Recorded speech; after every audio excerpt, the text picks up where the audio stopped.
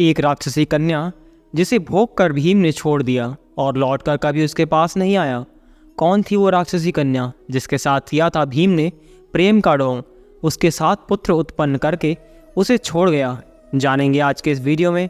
हर हर महादेव दोस्तों, आज हम बात करने वाले हैं महाभारत की एक ऐसी नायिका के बारे में जिसको भीम ने अपनी हवस का शिकार बनाकर उसे हमेशा के लिए जंगलों में छोड़ दिया और लौटकर कभी भी उसकी सुध नहीं ली। महाभारत के इतिहास से जुड़ी न जाने कितनी ही ऐसी कथाएं हैं जिनका जिक्र शायद ही आपने कभी सुना होगा।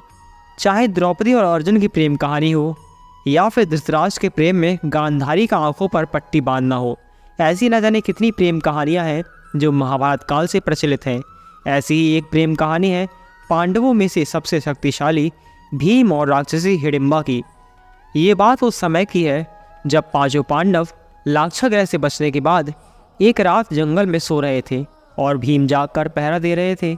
वे जिस जंगल में सो रहे थे वह जंगल नरभक्षी राक्षस राज हिडिंब का था। उसकी पुत्री का नाम हिडिंबा था। हिडिंब ने हिडिंबा को जंगल में मानव का शिकार करने के लिए भेजा। हिडिंबा जब जंगल में गई तो उसने भीम को पहरा देते हुए देख लिया और बाकी पांडव अपनी माता कुंती के साथ सो रहे थे। भीम को देखकर हिडिंबा मोहित हो गई और मन ही मन उससे विवाह करने का सोचने लगी। वह वेश बदलकर भीम के समक्ष प्रस्तुत हुई और तभी वहाँ हिडिंब आ गया। उसने हिडिंबा से कहा कि क्या अकेले ही इस हष्टपुष्ट मानव को खाना चाहोगी? हिडिंब ने भीम पर हमला कर दिया। हिडिंबा ने इस हमले में भीम का साथ दिया। फिर भीम और हिडिंब में भयानक युद्ध हुआ और अंत में हिडिंब मारा गया। हिडिंब के मरने पर कुंती सहित सभी पांडव वहाँ से प्रस्थान की तैयारी करने लगे। इस पर हिडिंबा पांडवों की माता कुंती के चरणों में गिर गई और प्रार्थना करने लगी, हे माता, मैंने आपके पुत्र भीम को अपने पति के रूप में स्वीकार कर लिया है। आप लोग मुझे कृपा करके स्वीकार कर लीजिए।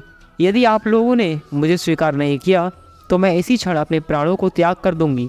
कुंती ने युधिष्ठिर की ओर देखा और पूछा, धर्म इस संबंध में क्या कहता है पुत्र? युधिष्ठिर ने कहा कि माते, आपका आदेश ही धर्म है। यह सुनकर कुंती ने हिडिंबा से कहा कि मेरा पुत्र सदैव तुम्हारे साथ नहीं रह सकता। इस पर हिडिंबा ने कहा कि मुझे मंजूर है। विवाह के बाद, पुत्र प्राप्ति के बाद वह स्वतंत्र है। यह सुनकर कुंती ने भीम का हाथ हिडिंबा के हाथ में रख दिया और दोनों की रीति रिवाज से शादी कर दी गई।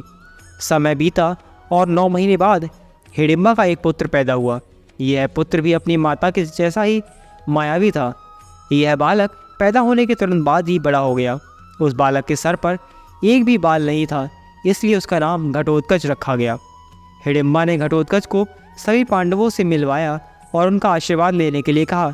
घटोत्कच ने सबका आशीर्वाद लिया।